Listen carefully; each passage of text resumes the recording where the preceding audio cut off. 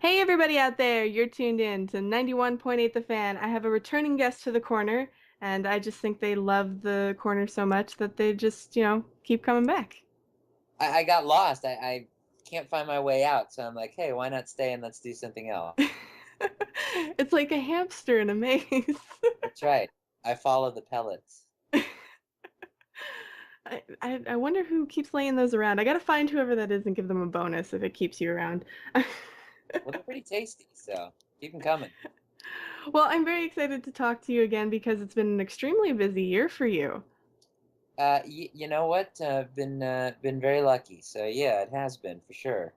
Well, because the last time we talked to you, you just completed your move, if I recall correctly, and you kind of when you go to a new area, you have to reestablish yourself. But it seems like you just came through the walls like the Kool-Aid Man in terms of voiceover. Oh my gosh, was it that long ago? Because it's this no. Let's see, this next month it'll be 3 years. Oh, okay. I was it that long ago? I'm pretty sure that it was that long ago that we talked on air. We Wow. just we just keep running into each other at conventions. Okay, maybe that's what it is for sure. Yeah. Wow. Yeah, it's been a long time. I think the last one was that you were shopping at a farmer's market or something That's along right. I those lines. remember I was sitting and you caught me right when I was grubbing down. Well, that's the best time to catch, Oh, of celebrities. course. Yeah, Thankfully, we don't have cameras or anything to shove in your right. face.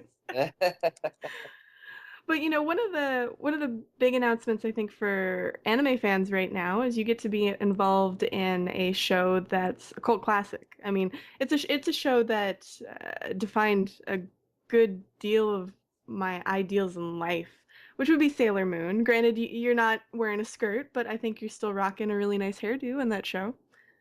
Well, you will see what the reboot has in store as far as skirts go, but yeah, no, it was a lot of fun to be like to just get in there and see that animation and such. It really was like, wow, this is we are in it. We're in the thick of it, and this is just how it was. And so, we're presenting the completely uncut version of it, and it's not been done before, so it's fun to be a part of something like that.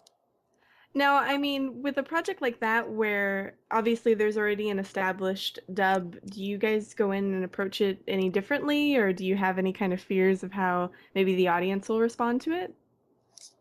No, because like even with the show like Sergeant Frog, for example, there had been some other versions of it, and that didn't, that for me, it's like if it's in our camp to work on, I don't really reference the other stuff because it's not it doesn't have any bearing on how I'm going to perform it. No, that makes a lot of sense to me. I've heard some voice actors are like, well, we know another dub exists, and we were kind of scared of how, the fans would react because a lot of fans grew up with that version, and now they kind of get to sit down with their kids and re-experience a new version.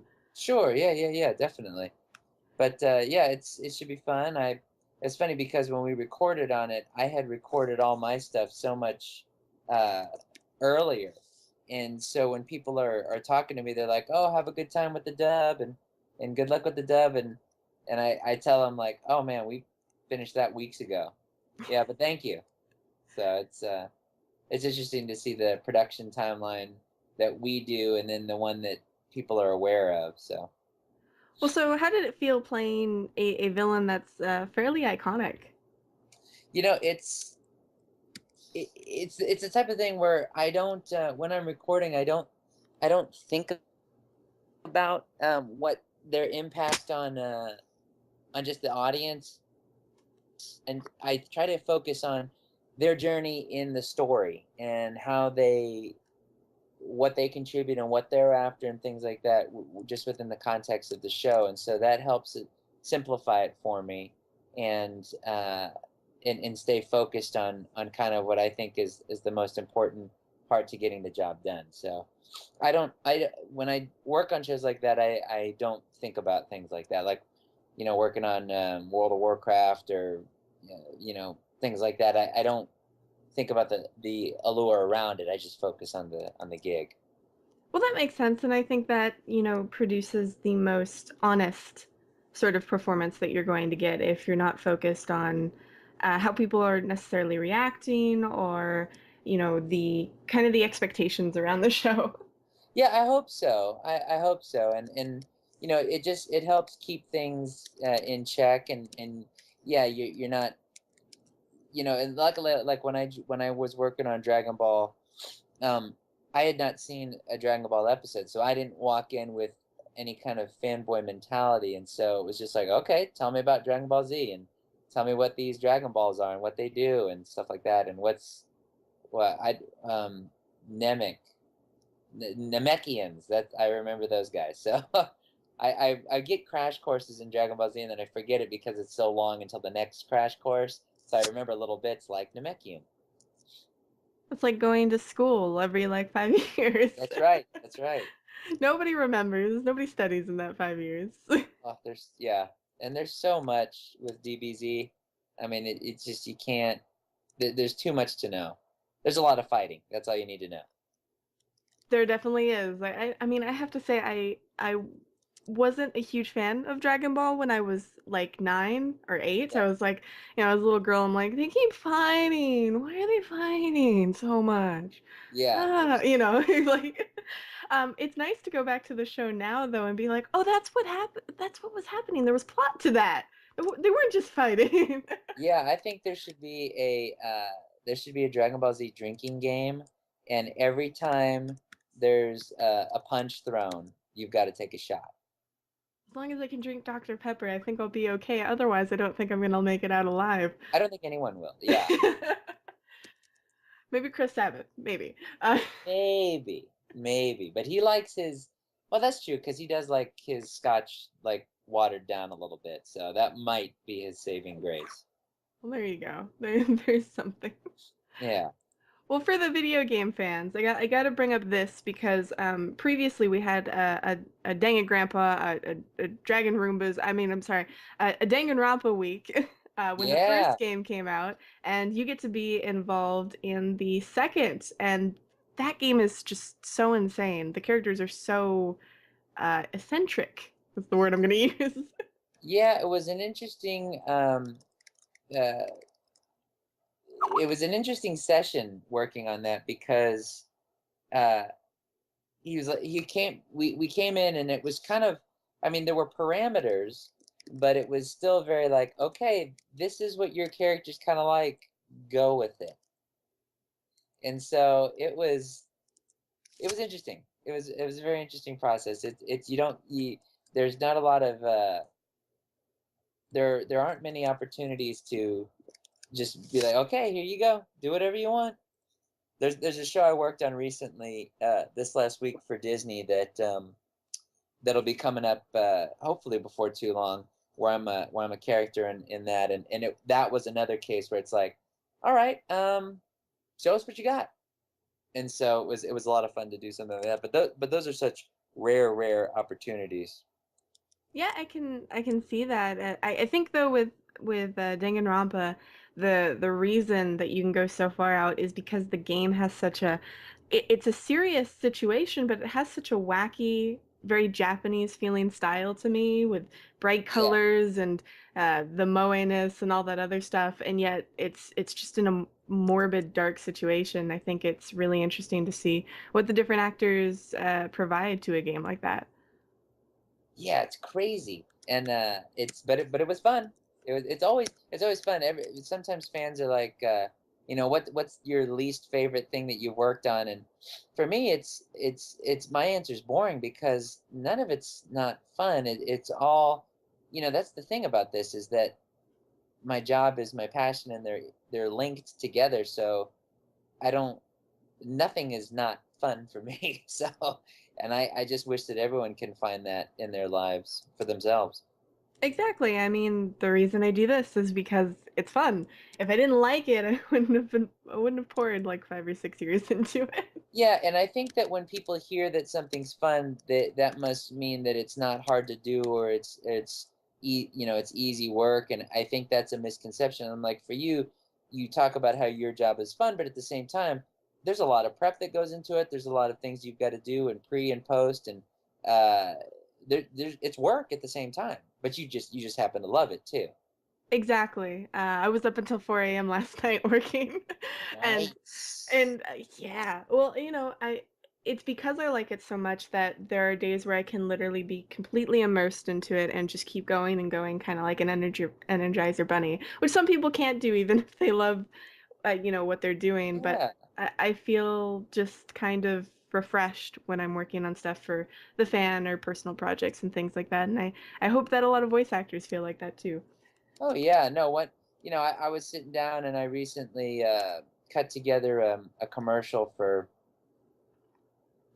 this company that I produce for, and I sat down to cut together their latest commercial, and 6 hours go by, and I'm like, oh, surely it's only been like 30 minutes, and so that time just gets away from you, and I know you know what I'm talking about, so it's pretty epic. Yeah, I have a tendency to do that too. I'm like, let me just finish this, before I eat or something. And then, so many hours go by and it's like, I'm still hungry. It's okay though, I'm not done yet. Let me finish. Oh yeah, it happens all the time. It happens all the time. Well, for the fans out there, I think they're really excited to know that you love your job and everything like that because I think that really shows through when you're creating different characters and having fun with it and all that stuff. Well, yeah, I'm so glad that everyone digs on it, and I just hope they keep listening. I'm sure they will. If our fans are anything to go by, I believe you have quite a few, I wouldn't say stalkers, but lovely people who keep track of your work. Well, I would love to have some more stalkers because my security detail needs the attention. So Oh, well, there you go. You gotta, they gotta work. You can't just pay those guys. that's right. Damn it. Yeah. Well, there is one show that I'm pretty sure you're a part of because I could have swore it was your voice, and it's a show I watch with my brother's kids, and it's called Ever After High. Yeah. And I think that is an extremely interesting character that you have been lending your voice to. That is another show where I get kind of free reign to do what I want, and it's a lot of I mean, there's the singing part especially is just I just make it up as we go as we do it, and that's fun. But a lot of times the director's like, "You're singing too." He's so nice. He's such a nice guy, and I'm sure he's just yanking my chain. But he's like, "You're singing too well. Stop singing. You gotta make it more annoying." And so that's my favorite note I get from him. Sing more annoyingly. That's a lot of fun. I mean I love that how that character just like, you're watching a scene and they randomly pop onto the screen and they're just singing about something and they're gone. Like that's it. Oh yeah. Oh yeah. Totally. Yeah, it's great to be a part of that show because that's another show where I know it's very popular and a lot of people check it out, but I don't I try to just go in and just because there's just so much to be in awe of what that show is in terms of like because I see it at every step of the process, like the early animatics to the music and stuff, and those guys work so hard and they're so talented. I mean, I just look at it and on. I'm like, oh my gosh, there was nothing there, and then you guys created this amazingness, and we get to be a part of it. Definitely, and I see the kids respond to it, the little girls. They're between the ages of 4 and 11, my brother's kids. So, they're fascinated with like the costume design, especially for that show. I mean, it's so detailed, and I don't think you see that in a lot of kid shows today. Yeah, it's a lot of it, and they still work very hard on trying to get it out the door as quickly as possible. But they have what is considered a luxury by having the time to work on it, and so that's why you see something like that has such a quality to it because they're able to do that. And I think being more of a web-based, media also helps it too, because it seems like most of its followers and most of the people enjoying it are watching it online. Yeah, I think that's a really smart way to go because you can check it out on a lot of different locations. Like I could watch it, on my laptop on the plane. I could, there's a lot of it opens up a lot of different venues for being able to check it out. And I think that's definitely a smart way to go, especially nowadays. Whether I agree with it or not, that kids are getting younger and younger when they're watching TV and playing on iPads and stuff. But it does open it up to a lot more of an audience. Oh my gosh, I have to agree with you. They are. They have Kindles and iPads and all. I don't even own an iPad. I own my BlackBerry phone and I'm fine with it. But so when they get in here, I actually turn on the NES or the Nintendo 64 and I'm like, how about you play Mario? And they're like, yeah, Yeah, I love Mario because they have 3DSs. And then they start playing and they're like, whoa, this is cool. What is this? Like, it's like a whole new world for them. yeah. The thing about it is like I see some people that with their kids they have they like their kids are like 2 and 3, and they're watching TV and they're playing on an iPad, and they've done studies on this that show that early exposure to stuff like that actually totally changes their brain chemistry. It's totally not good. Kids should not be seeing stuff before age 4 or age 5, and doing that beforehand totally alters their makeup. It's pretty interesting. Yeah, I mean, I have a lot of very strong feelings about using games, whether they're, modern or casual or what have you, as babysitting tools, because I feel like a lot of people are throwing, paintballs, if you will, of hate at media that might be questionable, that they're just letting their kids do whatever with. And it's like, you have Yeah. to teach your kid, there's a difference there. So, I'm very whenever my brother wants the kids to play a game, I am very, very over their shoulder being like, what is the game you were playing? Yeah, yeah, me too, me too. When I play games with my little clone, he's gonna be 10 here shortly.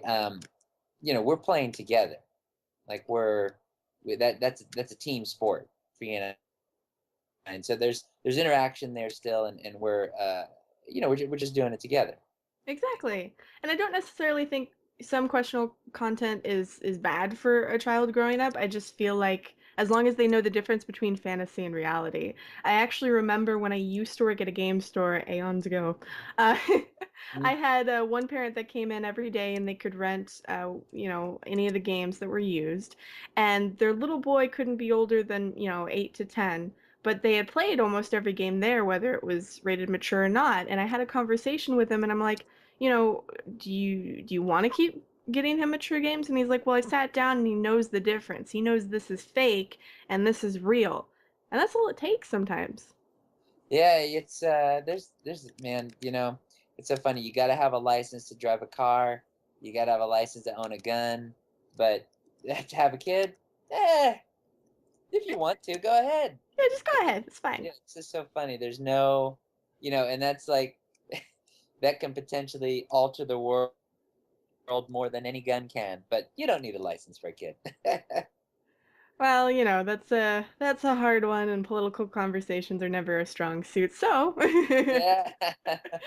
and instead, I think it's best to talk about where the fans can catch you in terms of events coming up. Oh man. You know, I have I have 3 different event managers that handle all the events, and so I rely on them so much as far as like, okay, where am I going this week?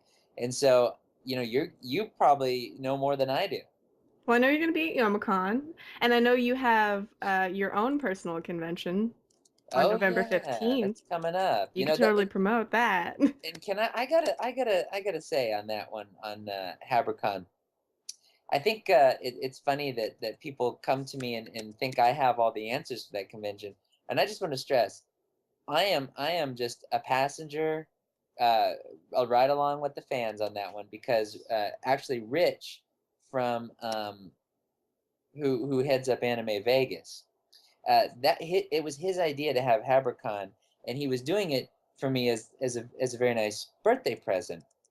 And so he is the mastermind behind that, and I just want to give him due credit there because he's been so generous about having that convention, and also organizing it and gathering the guests and things like that. And actually We just signed on Joel McDonald, and we've got Jerry Jewell so far confirmed as guests, and so yeah, it's fun. Well, awesome. I gotta say, I love working with Rich. It's always really easy to work with him. But hopefully the fans can get a chance to check out the next Habercon, because that seems just like that would be a lot of fun. It'd also be really, I think it'd be really interesting to walk into a building and be like, this convention's named after me. Please bow down. Yeah. Well, we're doing a lot of cool things that you don't see at a lot of conventions. And actually, I guess right here is a perfect time to talk about them because no one really knows this. But what we're doing is we're doing cool things like we on the first day we're zip lining with the guests, and so that's not something that you see a lot of. That sounds Uh, amazingly fun. I'm just gonna throw that out there. yeah, that'll be fun. And we're also going to do the guests are going to do a lip sync battle like on Jimmy Fallon, kind of like an alternate to doing karaoke. You don't see that a lot. And then there's a lot of people that talk about how they can't, it's difficult for them to travel to the convention. So we're going to do something that you really don't ever see at conventions, which is people can buy a discounted ticket and they can stream it live in high quality HD right to their computer screen. I absolutely love that. We sometimes will set up a webcam and talk with people and have that going live, but just sometimes the venue just doesn't have the internet for it. Yeah, no, we're having a company come in that's going to do that, and it's going to be multicam setup, a lot of different. It's going to be really cool. Well, dang, son, everybody's got to hop on that. I'm just saying. Well, I hope people come check it out, and I would, we'd love to. Right now, if people get a VIP ticket, they get a free audiobook that I recently did, and also they're going to enter into a contest to where and this again, all this stuff. I don't, we haven't announced all this yet. I mean, your venue is the first one that I'm talking to about it. Um, we're doing a contest where when people get the pass, and there are a couple other attributes they have to meet too. It enters them into a contest, and that contest, the winner gets a fully produced voiceover demo from me. I'll work with them to produce a voiceover demo for them. Oh wow, that is amazing. For someone who has been spending the past year working on a commercial demo. That is worth a lot, people. So I'm just throwing that out there. Well, I hope people sign on and enter because yeah, I'll work with you and we'll get a demo out there. So we see that's the thing is we try to do a lot of things that you really don't see at other conventions, and so I'm hoping that people will inquire and come check it out and experience it with us. Well, awesome. Is there anything else you want to promote to the fans? Anywhere where they can catch you online or any other projects you're working on? I don't think there's anything I can really talk about. I wish I could talk about this Disney thing I just worked on, but Well, we don't want to get you in trouble with the mouse. That's dangerous. yeah, that mouse, he smiles, but man, on a dime, he can. No, he's great. The mouse is great. Please don't hurt me. But no, it's there's a lot coming, and I just one day soon I'll be able to talk about it. Well, we will keep up to date on your Twitter and your Facebook and all that other wonderful internet places. Yeah, for sure. And I had a great time chatting with you. It's funny that it's the time just goes by so quickly. It does. It seems like, hey, we're catching up. It's like almost like old friends again. And then you're like, oh wait, time. Oh, you have to leave. I'm sorry. Yeah, So no, I know let's not make it several years until the next time. I agree. Let's make it, a little bit more often and then talk a little bit more. But no, it was a pleasure to get a chance to talk with you again and catch up and hopefully we caught on everything that you wanted to talk about and promote. Yeah, my main goal is I just don't want to suck when I come on. So if I ever, yeah, there should be like a sucking safe word that you tell me, and like when you say that safe word, like banana, I know that I'm sucking, and I need to spice it up. So I think we're at that point where we can be that honest with each other. So I like that. Well, yeah, I think a lot of people really like the chemistry because we're fairly comfortable with each other. You know, some people I get on and they're very stiff, like they don't have a script in front of them, so they can't really respond, relax, and that's getting to that point is probably the best because it feels, natural. Even Yeah. if there's a persona there or what have you, it just I think the fans like that the most. Okay. Well, good. All right. Well, I'm just gonna assume that it went well, I think it and went well. and fans, if you didn't like it, say nothing right now. And but send all your hate mail to vicmignana@vicmignana.com. Yeah, I think that works. Yeah. Well, we'll make sure to publicize that with the the video in the show notes. No, Vic. I go around and I tell people that Vic is my convention husband. So I think that's actually starting to spread. Oh, fair enough. Well, no, I kind of like rumors like that. It means that you guys are playing around and having fun. So, Well, it's good for our taxes, and it just makes traveling easier. hey, you just pack one of you in a box, and there you That's go. right. Exactly. No, thank you for that. That was a lot of fun. Thanks so much for coming back onto the show. And for anybody out there that missed any of that interview, don't fret. You can find it on the website over at 918thefan.com in the next few days. Also, keep your ears tuned to 91.8 The Fan, where we play your favorite music, everything you want, and nothing you don't.